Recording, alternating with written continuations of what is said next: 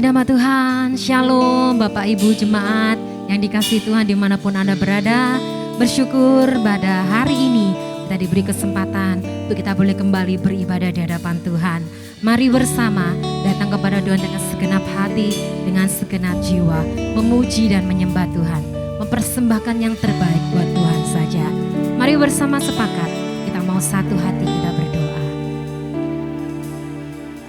Tuhan Yesus yang baik, hanya Tuhan saja yang kami sembah, kami muliakan, kami agungkan dalam kehidupan kami. Tiada Allah seperti Engkau Tuhan, Allah yang selalu setia buat setiap kami, Allah yang selalu ada dalam keadaan duka maupun suka ya Bapa. Terima kasih ya Tuhan, kesempatan yang indah Tuhan beri, kembali kami boleh datang di hadirat-Mu, mengucap syukur, memuji, menyembah Engkau Tuhan. Kami rindu Tuhan, Engkau yang mengurapi setiap kami, jemaat-Mu dimanapun jemaat-Mu berada, pengurapan-Mu, kasih kuasa-Mu mengalir memenuhi setiap hati dan pikiran kami. Biarlah setiap apa yang kami persembahkan, hidup kami, pujian kami, boleh menjadi dupa yang harum, berkenan dan menyenangkan hati Tuhan.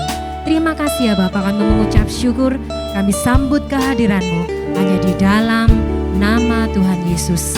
Haleluya. Amin. Tiada yang dapat gantikan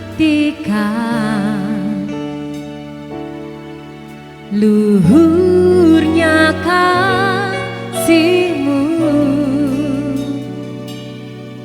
yang tak pernah gagal atasku. Tiada pernah Kau lupakan semua janji-Mu, kesetiaan-Mu kekal bagiku. Kau yang terbaik yang pernah ada di hidupku. Nyanyian-Mu menghidupkanku, hadirat-Mu memulihkanku. Biarlah api-Mu terus menyala di jiwaku, setia sampai akhir hayat, menyembah-Mu Yesus yang terbaik bagiku.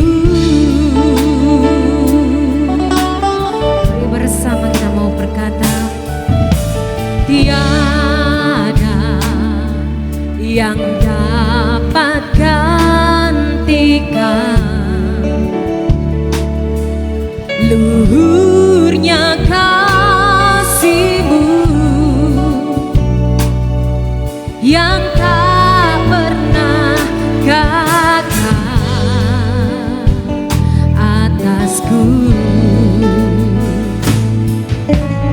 Tiada pernah Kau lupakan semua janji-Mu,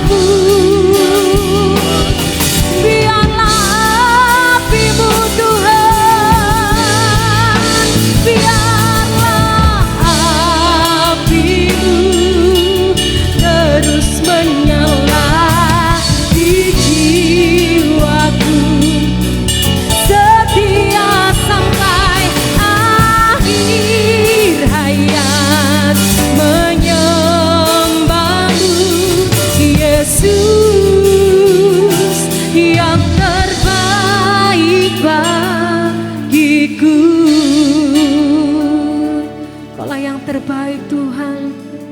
Kau yang terbaik yang pernah ada di hidupku.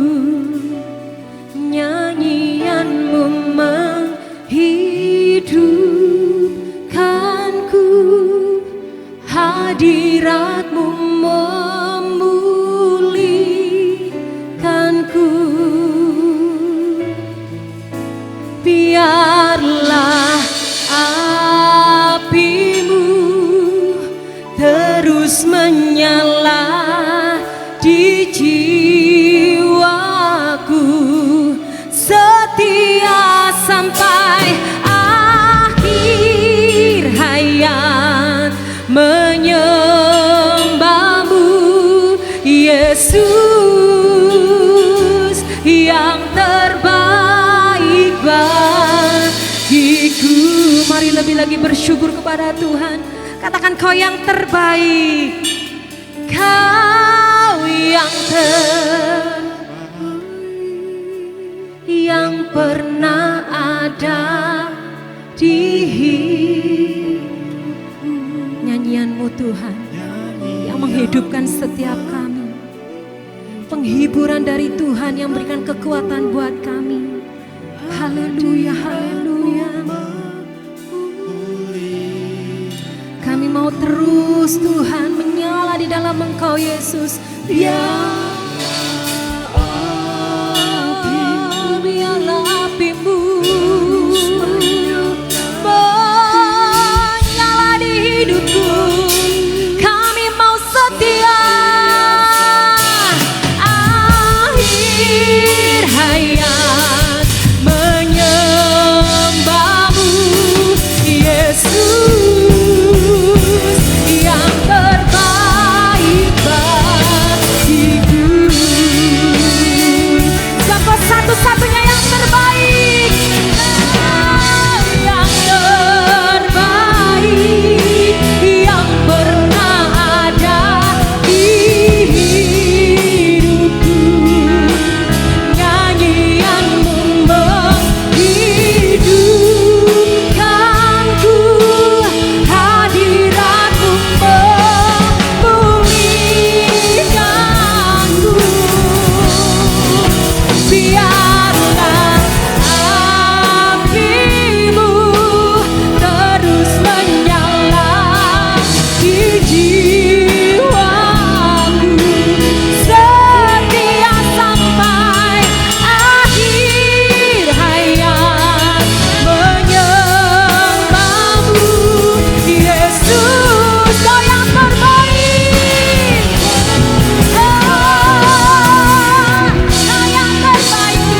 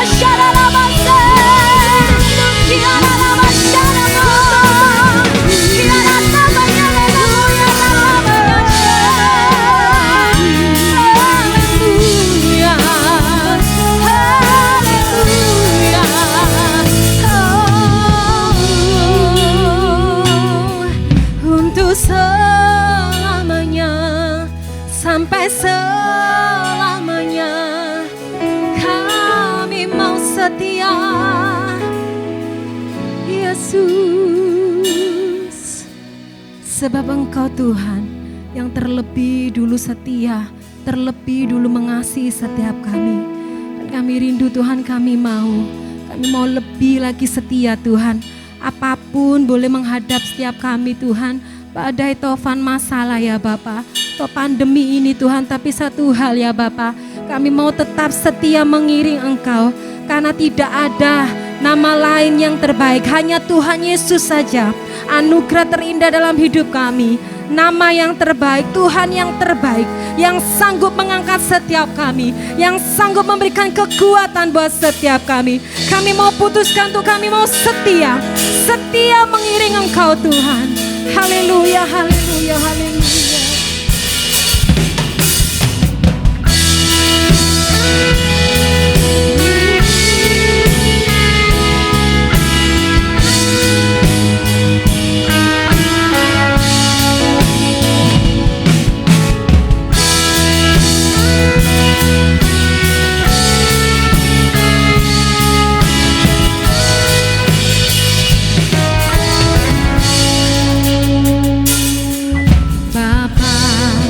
Engkau mengenalku.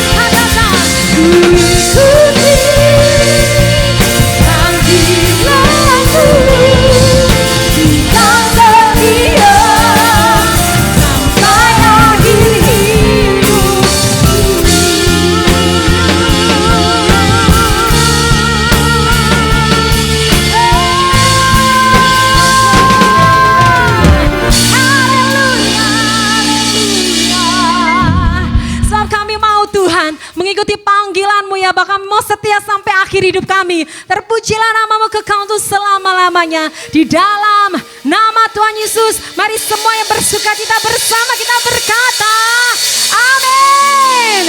Haleluya. Bersama bersuka cita di hadapan Tuhan. Aku datang ya Tuhan, untuk penuhi panggilan, menjadi saksi iman melalui pujian. Ku menyanyi, ku menari, hanya untuk-Mu Allah yang ku kasih. Kau melayani sepenuh hati. Ya semua katakan, segala kemuliaan bagi-Mu Tuhan. Engkau ku sembah dalam roh dan kebenaran, sampai putih rambutku, habis nafasku. Tuhan setia mengikutku selalu, oh Yesus Tuhanku. Sekali lagi bersama berkata, aku datang ya Tuhan, untuk penuhi panggilan, menjadi saksi iman. Haleluya. Bersama menyanyi buat Tuhan. Menyanyi, bukan menari, hanya untuk-Mu Allah yang ku kasih. Kau ku layani sepenuh hati. Haleluya. Segala kemuliaan bagi-Mu Tuhan. Engkau ku sembah dalam roh dan kebenaran, sampai putih rambutku, habis nafasku. Bukan setia mengikutku selalu, oh Yesus Tuhanku.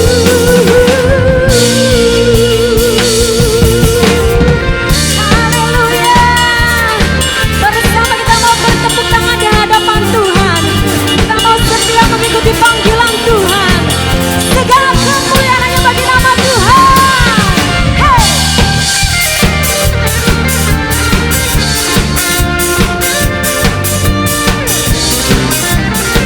Bersama segenap hati kita mau berkata, Tuhan, ini mazmurku, pujian bagi-Mu, persembahan hatiku.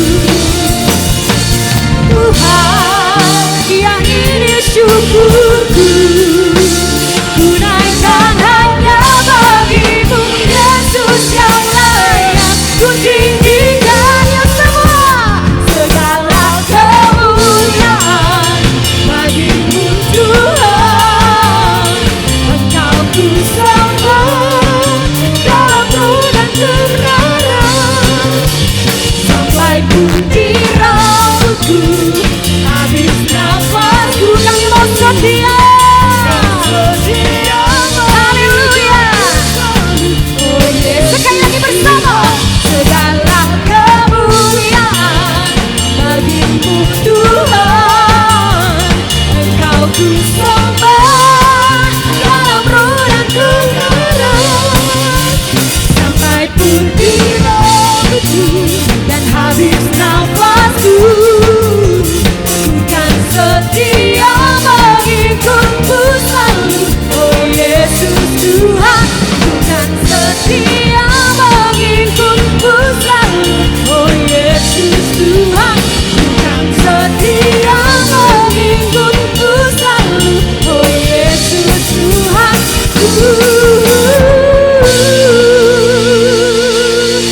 Segala kemuliaannya bagi nama Tuhan.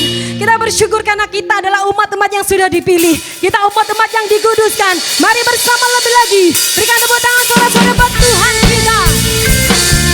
Lebih lagi memuji nama Tuhan. Hey.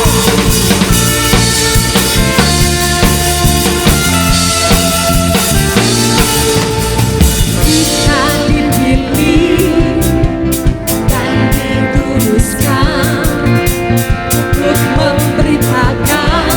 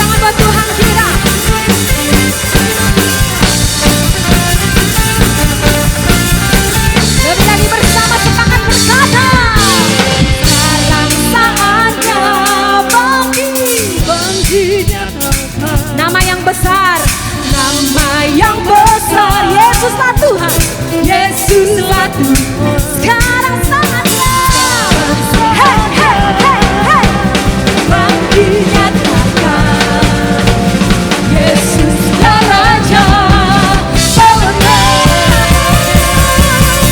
Bersama-Nya Dia berkuasa, telah diberikan bagi kita. Kerajaan-Nya tak akan sampai selamanya. Haleluya.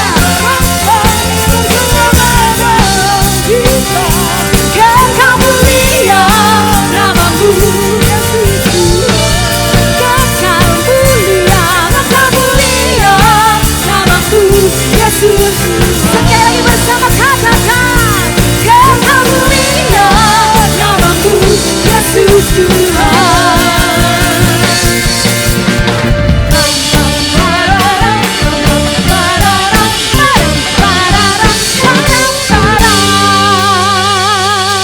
Saudara-saudara, tepuk tangan buat Tuhan kita yang luar biasa. Haleluya, puji Tuhan.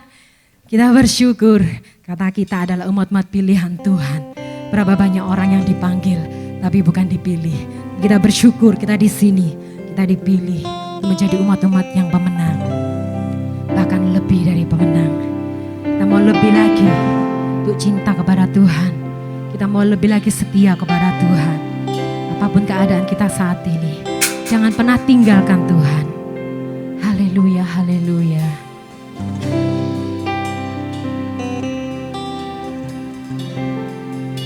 Ku tetap cinta,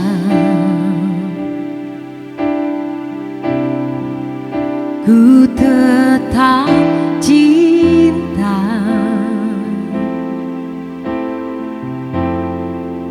walau badai datang menerpa, ku tetap cinta.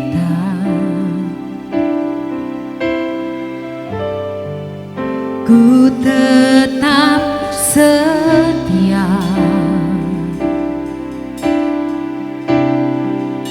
ku tetap setia, walau topan datang menerpa, ku tetap setia. Terlalu banyak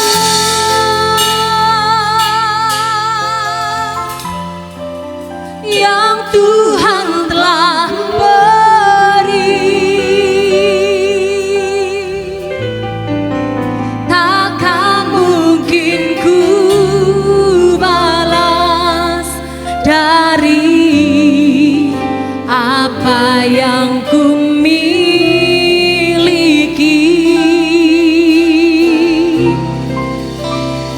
Persembahkan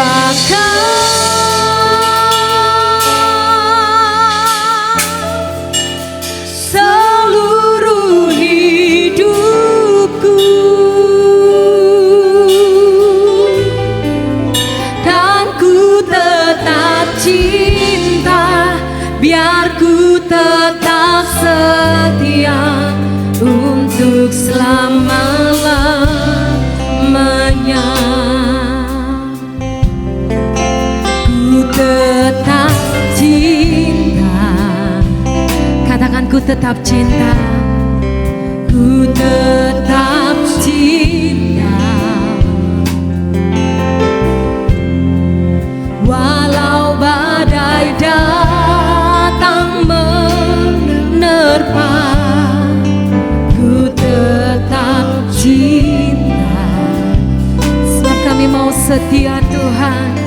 Ku tetap setia, kami tetapkan hati kami. Ku tetap setia, walau topan datang menerpa, ku tetap setia. Bersyukur bersama.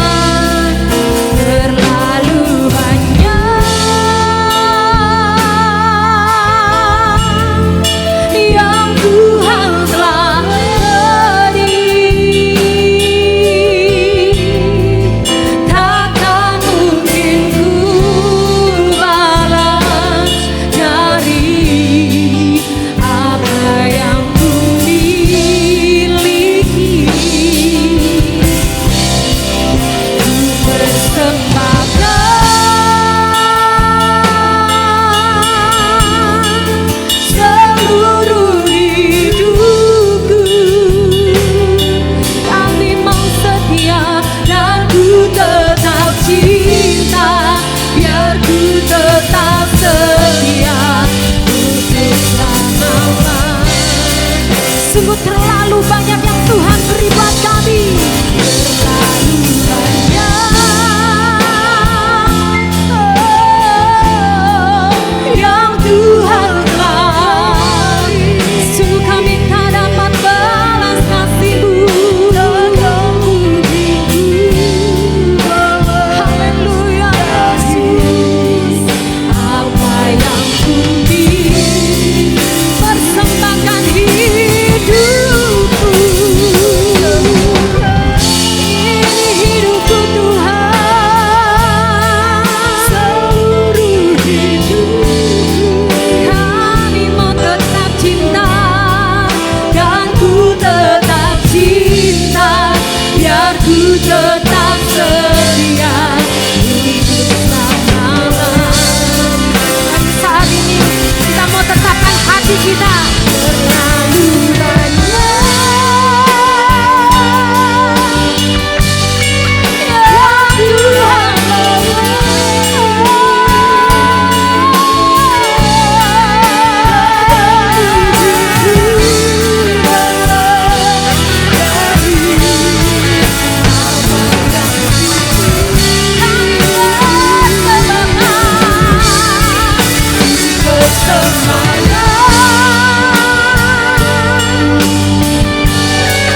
seluruh hidupku,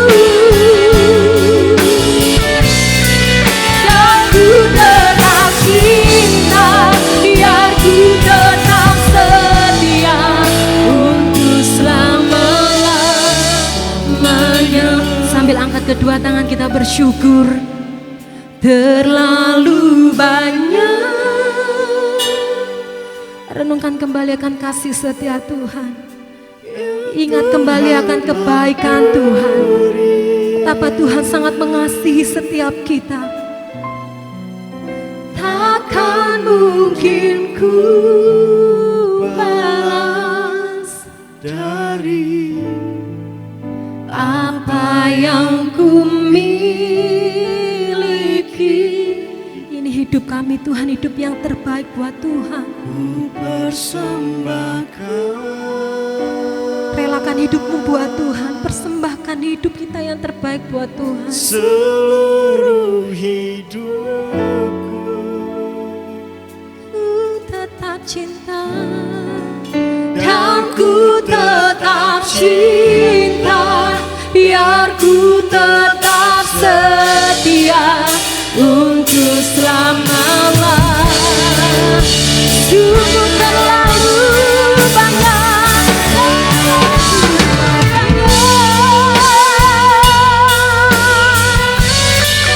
yang Tuhan beri. Takkan mungkin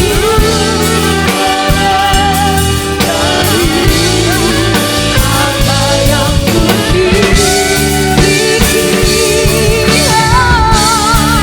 Ku persembahkan seluruh hidupku, dan ku tetap cinta, biar ku tetap setia untuk selama-lamanya. Bersama dengan segenap hatimu berkata, dan ku tetap cinta, dan ku tetap setia untuk selama-lamanya. Kami mau cinta, dan ku tetap cinta, biar ku tetap setia untuk selama-lamanya. Haleluya, haleluya.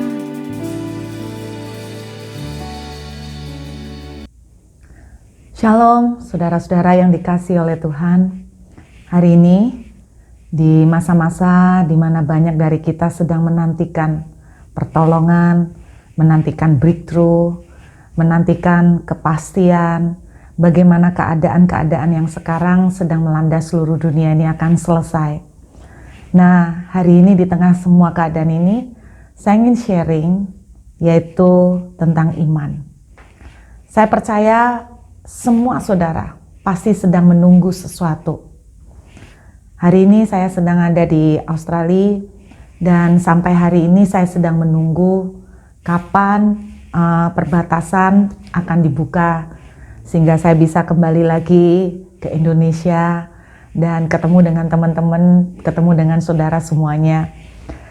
Dan saya tidak tahu sampai kapan ini akan terjadi dan sampai kapan keadaan akan membaik. Berita-berita seperti ada harapan, dengar cerita ada vaksin yang sudah ditemukan. Tetapi kemudian tidak lama lagi mendengar cerita lagi bahwa beberapa vaksin kelihatannya belum berhasil dan sebagainya, saudara. Jadi yang namanya penantian itu kayak gimana ya? Kadang up, kadang down. Kadang jadi ada harapan lagi, kadang seperti mulai pupus harapannya. Nah, hari ini kita akan belajar. Siapa lagi kalau tidak dari satu tokoh yang namanya Bapak orang beriman. Iya dong, kalau kita mau belajar masak, nah kita pasti belajar dari orang yang ahli dong. Nah, kalau kita belajar tentang iman, maka tidak disangkal bahwa salah satu figur yang bisa kita jadikan panutan adalah Bapak orang beriman, yaitu Abraham. Dalam bayangan kita, saudara, kalau orang itu sampai dijuluki Bapak orang beriman, pasti dia master banget dong, pasti dia hebat sekali. Kalau disebut master chef, berarti kan masaknya hebat.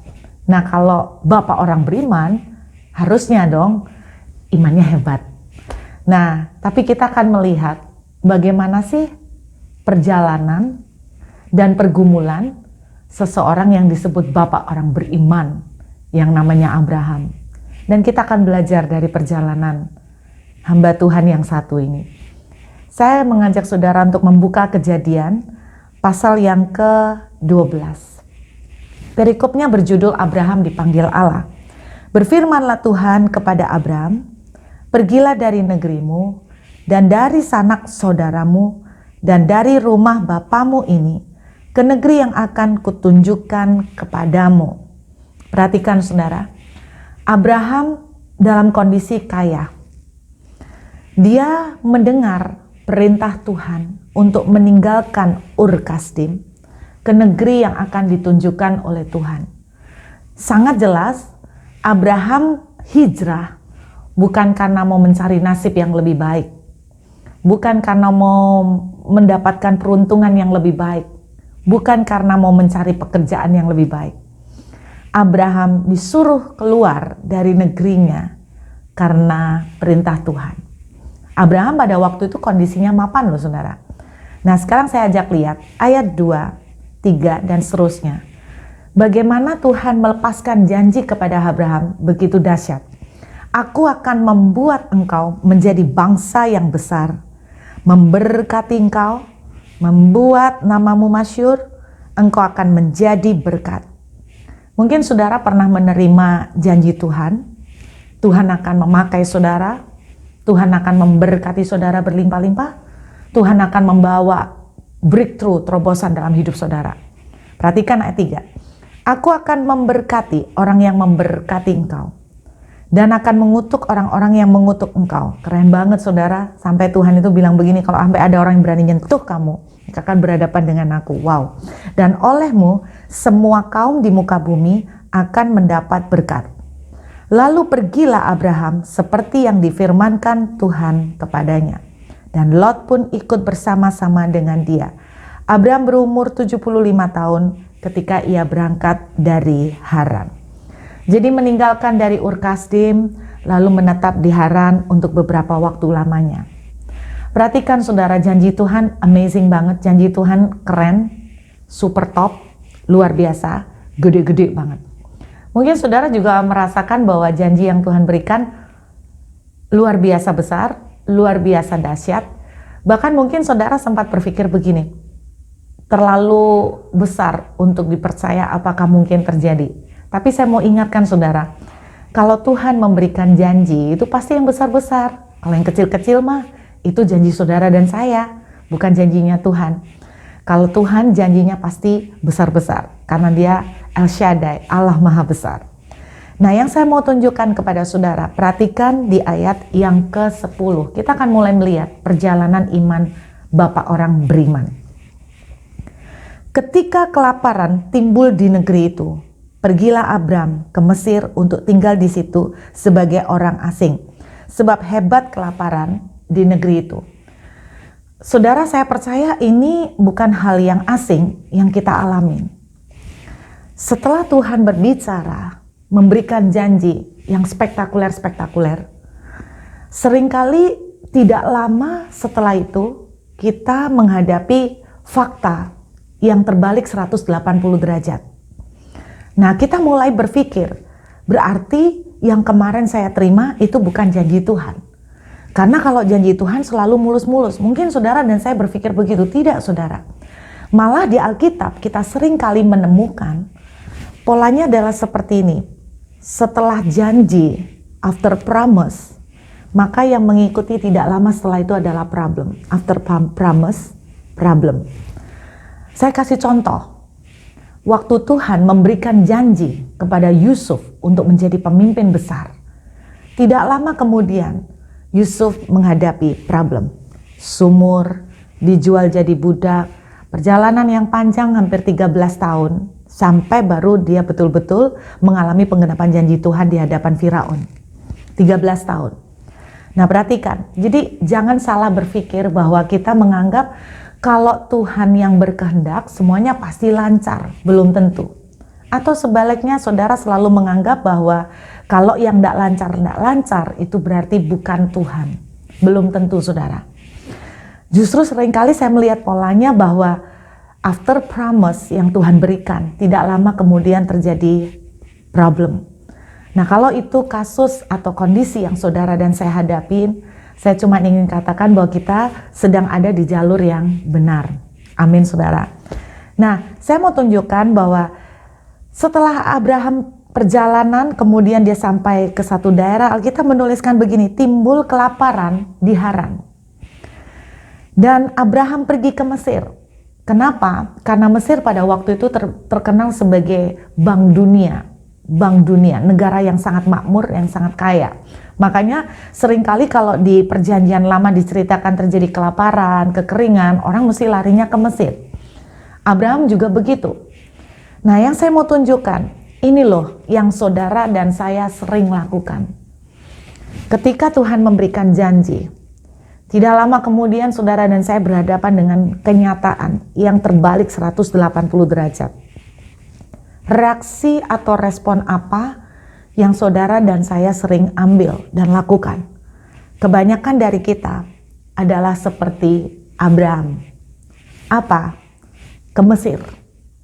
Mencari jalan yang paling gampang, jalan yang paling cepat, jalan yang paling kelihatan di depan mata.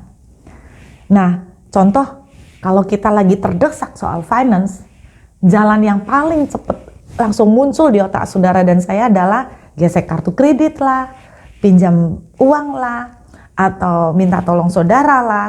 Itu selalu yang pertama kali muncul. Ini yang persis dilakukan oleh Abraham.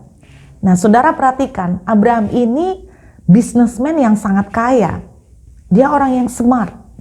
Dan lihat, Abraham mulai mikir begini, dia punya ide. Dibilang sama Sarah, aku punya ide supaya kita bisa tetap hidup dan tidak mati karena kelaparan ini. Kita akan ke Mesir. Tapi karena kamu cantik, aku memperkirakan bahwa Firaun akan naksir sama kamu. Jadi, kalau Firaun naksir, kalau dia tahu aku tuh suami kamu, aku akan dibunuhnya. Jadi supaya aku juga terselamatkan, kamu harus ngaku sebagai adikku. Nah, kalau kamu ngaku sebagai adikku, maka ceritanya akan lain nanti. Kalau Firaun naksir, maka kita akan dua-dua selamat. Lalu Abraham menjalankan skenarionya. Bukankah ini yang juga sering kita alamin, saudara, bahwa kita mulai mikir di saat kepepet, gini loh, aku akan pinjem bank, aku akan jaminkan ini. Nanti setelah sekian lama pasti muter begini, balik, nutut semuanya. Saya pernah ketemu seorang businessman yang terjebak dalam hutang begitu banyak. Saya tanya awal mulanya gimana? Dia bilang, perkiraan saya meleset. Tadinya saya pikir dengan pinjam duit bank, karena orderan banyak, mesin saya nggak ngatasin, tapi saya nggak punya modal untuk beli mesin, sehingga saya pinjam duit bank, lalu kemudian saya pakai untuk beli mesin, dan menurut perhitungan saya kalau orderan segini banyak, harusnya nutut, Bu. Tetapi dalam perjalanan ternyata hitungan meleset semua. Bukankah ini yang sering terjadi di dalam banyak kehidupan para pengusaha? Nah, ini yang dilakukan oleh Abraham. Dia juga mencari skenario atau strategi menurut kemampuan dia sebagai seorang businessman. Dan ajaibnya, hebatnya Abraham, prediksi dan strategi yang dia rancangkan itu exactly persis tepat sama dengan apa yang dia planningkan loh. Kalau yang saya kasih contoh tadi tentang pengusaha yang sampai terjebak utang itu, dia meleset, tapi Abraham tidak meleset loh saudara. Dia akhirnya benar-benar terjadi Firaun naksir sama Sarah. Kemudian karena dia mengaku sebagai kakak, Alkitab menuliskan, coba kita lihat ya saudara ya, di ayat yang ke-16, Firaun menyambut Abram dengan baik-baik. Perhatikan, dengan baik-baik. Karena ia mengingini perempuan itu, dan Abram mendapat kambing domba, lembu sapi, keledai jantan, budak laki-laki dan perempuan, keledai betina dan unta. Jadi Abraham ini strateginya jitu, persis. Nggak sampai gimana seperti pengusaha-pengusaha yang saya ceritakan, sampai meleset, hitungannya tepat jitu. Nah mungkin kalau zaman sekarang kita bisa mikir gini, loh lihat kan, baik-baik saja semuanya, berarti Tuhan memberkati jalan yang saya pilih. Karena buktinya benar nih, Firaun malah mau welcome kita, malah memberkati kita luar biasa. Adalah sebuah kesalahan besar kalau kita itu selalu menilai bahwa ketika semua keadaan membaik, Tuhan lagi berkenan sama kita. Itu kesalahan yang sangat fatal. Tidak selalu saudara, ketika keadaan itu baik artinya Tuhan berkenan, dan ketika keadaan sedang tidak baik Tuhan tidak berkenan. Jangan mengkaitkan perkenanan Tuhan selalu dinilai dengan materi yang banyak. Ya saudara, lihat nih apa yang dilakukan Abraham. Dia ambil shortcut, jalan yang paling aman dan gampang. Kelihatannya oke, fine-fine aja. Tetapi tahukah saudara apa yang terjadi? Apa yang dialami oleh Abraham sama persis dengan apa yang dialami oleh juga anaknya. Jadi ini like father like son, nurun nih ke anak. Di dalam Kejadian 26 juga diceritakan bahwa Tuhan berjanji kepada Ishak akan memberkati. Lalu Tuhan menyuruh dan mengutus Ishak untuk tinggal di sebuah negeri yang namanya Gerar. Lalu di dalam Kejadian 26 diceritakan bahwa Ishak mengalami kekeringan atau long period of drought, masa kekeringan yang sangat panjang. Terus kemudian saudara dan saya tahu kisahnya, dia menabur di tanah yang kering. Nah saudara harus tahu Abraham seorang peternak. Dan Ishak itu anaknya Abraham.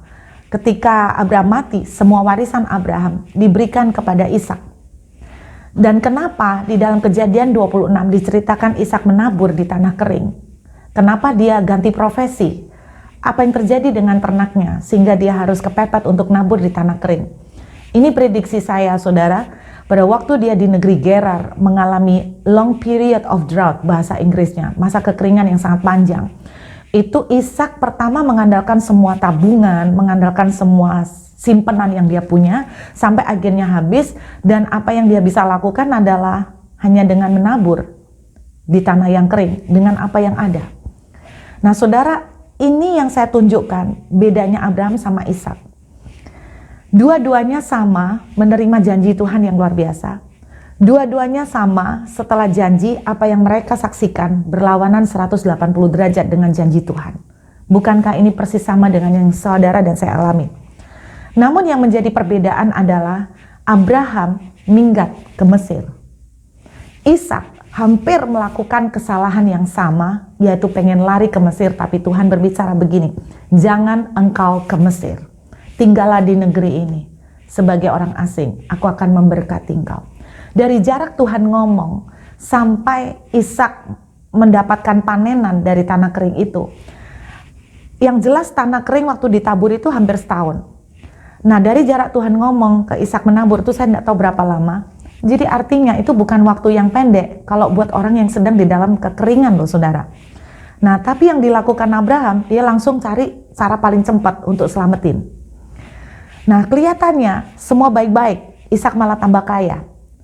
Kalau zaman sekarang, Abraham tambah kaya. Kalau zaman sekarang, Abraham itu dikasih kambing domba, lembu sapi. Mungkin kalau zaman sekarang itu kayak gini ya, dikasih mobil, bahkan dikasih rumah, dikasih project-project, dikasih deposito, dikasih properti. Itu mungkin zaman sekarang. Wow, tambah sukses. Tetapi untung loh saudara, Tuhan itu nolong. Ketika Sarah akan diambil istri oleh Firaun, Tuhan mendatangkan tulah sehingga itu tidak terjadi. Tapi kan tidak selalu saudara, di dalam kesalahan yang kita lakukan itu Tuhan selalu istilahnya tiba-tiba interupsi di tengah-tengah. Belum kesampaian Sarah itu dijadikan istri, tapi saudara, apapun reaksi yang dipilih oleh Abraham tetap mendatangkan konsekuensi. Salah satu konsekuensi yang pertama adalah begini, sejak Abraham tinggal di Mesir, Abraham tidak pernah lagi membangun mezbah. Setiap kali Abraham pindah dari daerah ke daerah, Alkitab selalu menuliskan Abraham punya satu kebiasaan membangun mezbah, menyembah Tuhan. Tetapi untuk yang di Mesir, Abraham tidak membangun mezbah. Abraham tidak lagi melibatkan Tuhan, tapi mulai pakai kekuatan otaknya. Dan apa yang terjadi? Memang dia bawa semuanya, tapi saya tunjukkan sebuah kesalahan atau konsekuensi besar yang harus dipikul gara-gara Abraham mengambil langkah ini. Di dalam ayat 16 dituliskan begini, Abraham juga membawa serta budak laki-laki dan perempuan. Tahukah saudara, di antara budak-budak yang dibawa oleh Abraham, di situ ada Hagar. Kita tidak usah panjang lagi soal Hagar, saudara tahu kisahnya.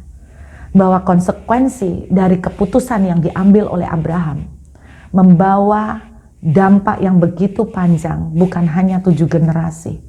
Sampai hari ini, saudara dan saya masih merasakan akibatnya. Ini yang dilakukan oleh Abraham. Tuhan mencegah Ishak. Kalau enggak, saya enggak tahu apa yang akan terjadi lebih lagi. Dan Ishak habis-habisan, tabungan habis. Warisan dari bapaknya habis. Itu sebabnya saya menduga dia menabur. Karena hanya itu option yang tersedia. Tapi Alkitab menuliskan Tuhan memberkati dia luar biasa. Apa yang saya mau bagikan adalah begini. Saya percaya kita semua sedang menantikan janji Tuhan. Dan dalam perjalanan tidak mudah. Karena kita melihat fakta yang di depan mata seringkali berlawanan dengan apa yang Tuhan janjikan. Kadang-kadang kita tidak kuat. Kadang-kadang kita pengen menyerah, kita mengambil cara yang paling gampang. Kita mencoba membantu Tuhan, seperti yang dilakukan oleh Abraham. Dan saudara ingat, apapun konsekuensi yang kita pilih, selalu pasti ada dampaknya. Yang saya ingin ingatkan, ketika hari ini saudara melihat semua fakta sedang berlawanan 180 derajat. Apa yang harusnya kita lakukan? Tinggallah di tempat di mana saudara ada. Jangan cari jalan potong kompas. Saudara, Abraham itu punya kebiasaan seperti saya bilang tadi, membangun mezbah. Salah satu mezbah yang terbesar dalam kehidupan Abraham, yang saya percaya itu sebabnya Tuhan memberikan label sebagai bapak orang beriman, adalah di atas mezbah ini. Yaitu ketika Abraham naik ke Gunung Moria, dia bawa Ishak. Saudara, inilah mezbah Abraham yang terbesar dan terpenting. Ketika dia naik ke gunung, saya membayangkan dia ditanya, Bapak mau kemana? Aku mau sembahyang. aku mau sembahyang, aku mau worship. Hati Abraham hancur, menangis. 25 tahun menunggu kehadiran Ishak. Apa Tuhan tidak punya yang lain? Kenapa harus minta yang satu ini?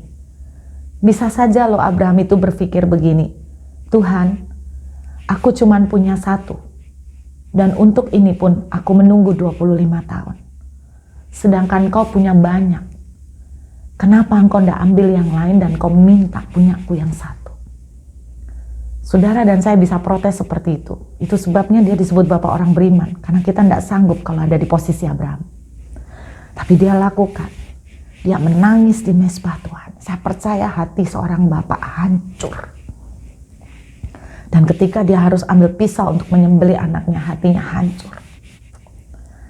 Ini anak yang sudah ditunggu dan sangat dikasihinya. Tapi Alkitab menceritakan, saudara, di situ terjadi ada domba yang tersangkut di rantai, di ranting-ranting. Saudara, coba dipikir, domba tersangkut di ranting-ranting. Ini di gunung. Orang biasanya mengembalakan domba itu di lembah, di dataran. Maksud saya bukan di gunung. Karena kalau domba naik ke gunung itu berat bawanya. Domba bukan kambing. Kalau kambing, apalagi kambing gunung, mereka memang ahli untuk panjat. Domba itu kalau digembalakan di daerah yang padang rumput, di dataran, di lembah.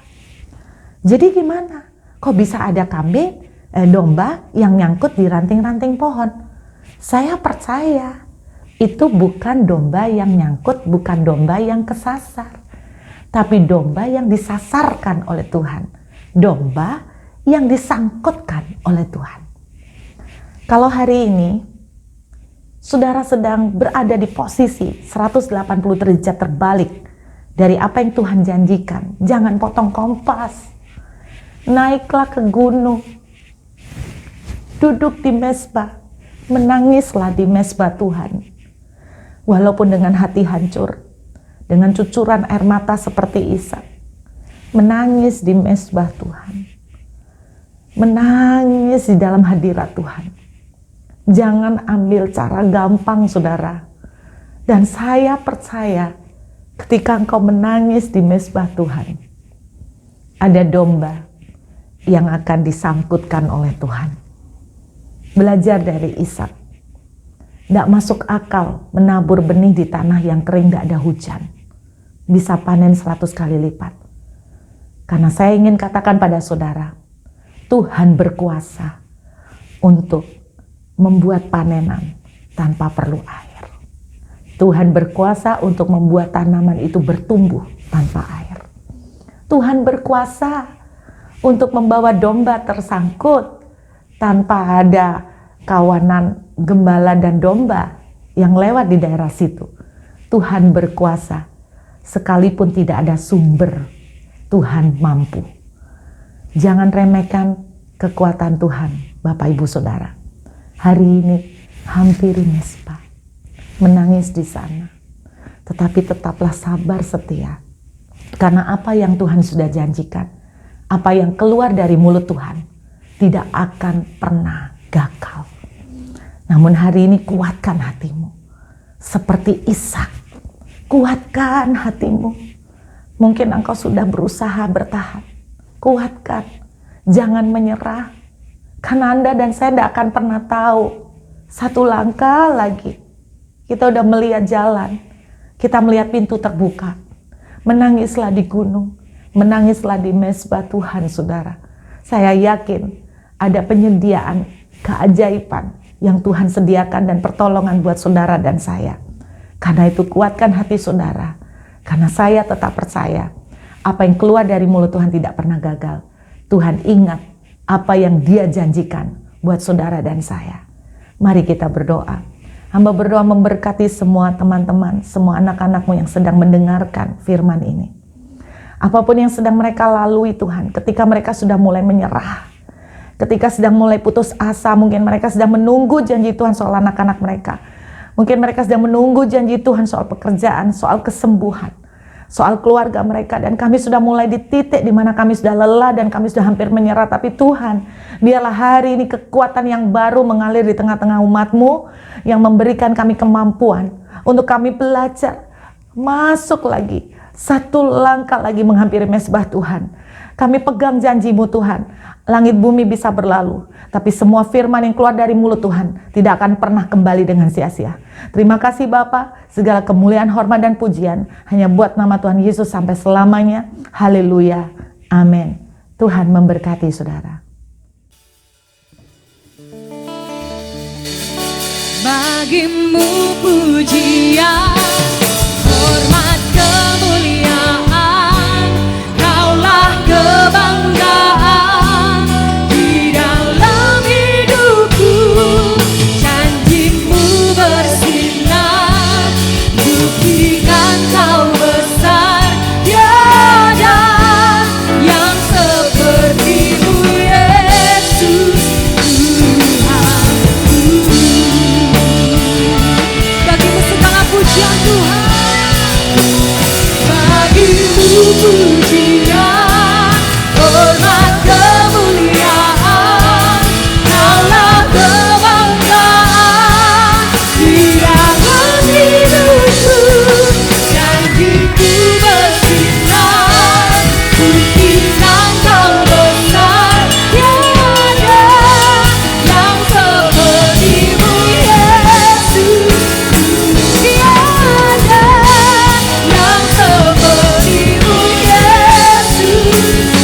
Tiada yang seperti-Mu Yesus Tuhanku.